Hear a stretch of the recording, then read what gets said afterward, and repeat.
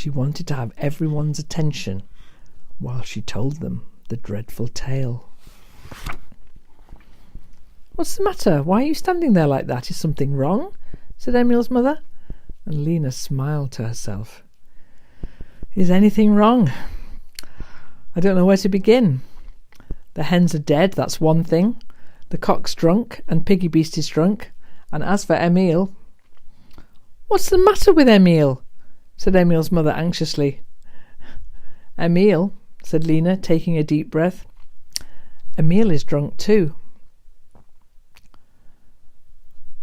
I can hardly tell you what it was like that night at Kattelt.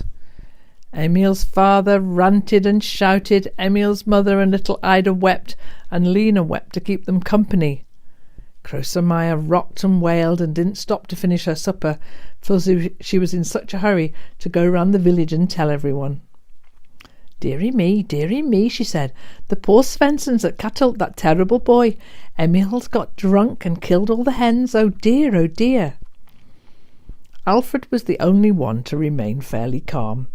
He rushed out with the others when Lena came with the shocking news and found Emil lying on the grass beside Piggy Beast and the cockerel.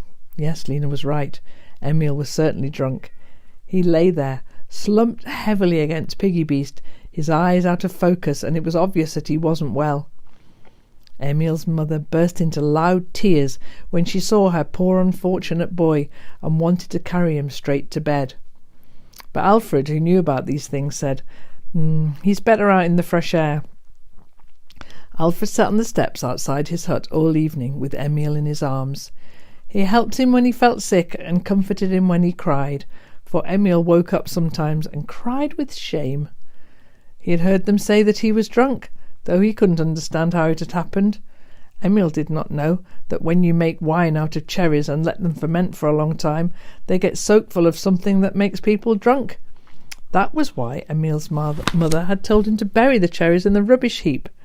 But instead, he and the cockerel and the Piggy Beast had eaten them, and that was why they were all now lying wretchedly in Alfred's arms.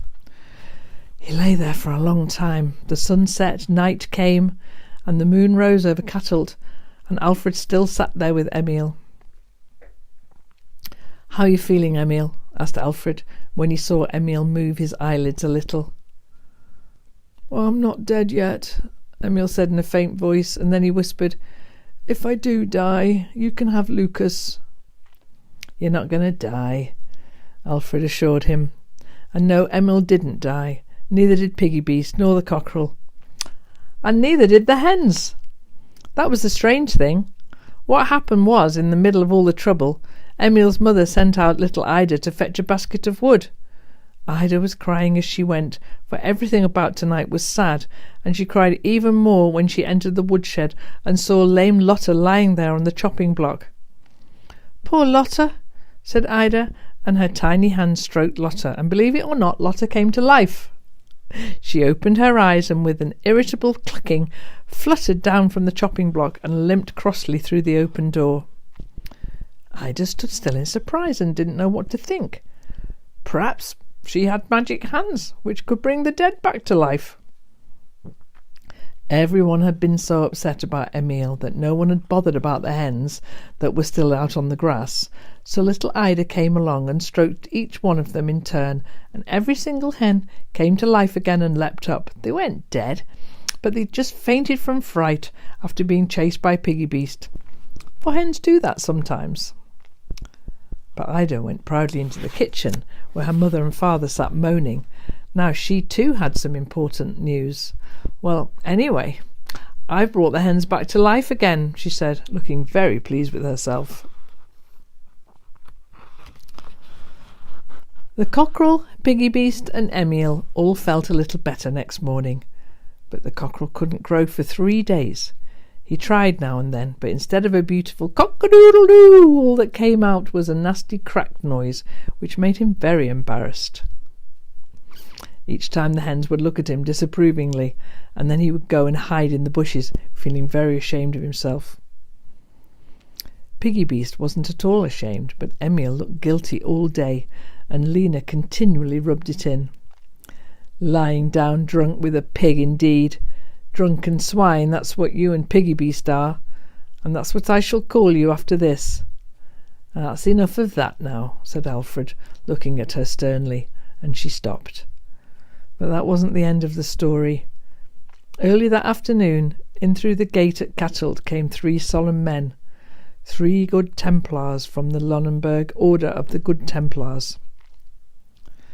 I don't suppose you've ever heard of the Order of the Good Templars, but I can tell you that it was very necessary in Lunenburg and the whole of Smaland in those days. The Good Templars did their best to stop the dreadful drunkenness that caused so many people unhappiness. It was Crosamire gossiping about Emil's drunkenness that had set the Order of the Good Templars in motion, and now they had come to the farm asking to talk to Emil's father and mother. They said it would be a good idea if Emil could come to the meeting of the Good Templars' Hall that evening and be converted to a sober life. Emil's mother was livid with rage and told them exactly what had happened with Emil and the cherries. But the 3 Good Templars still looked worried, and one of them said, "It would not do him any harm to hear the good word tonight." Emil's father agreed with them, although he didn't like the idea of going very much. After all, it wouldn't be very pleasant to stand in front of all those people at the meeting, feeling ashamed of his own son. But perhaps it was necessary, so that Emil would lead a good life. "I'll take him along," muttered Emil's father gloomily. "If anyone goes with him, I'll go," said Emil's mother, for she had plenty of courage. "I'm the one who made the wretched wine, so why should Anton suffer for it? I'm the one who needs a temperance sermon, but Emil can come along too, if you think he really ought to."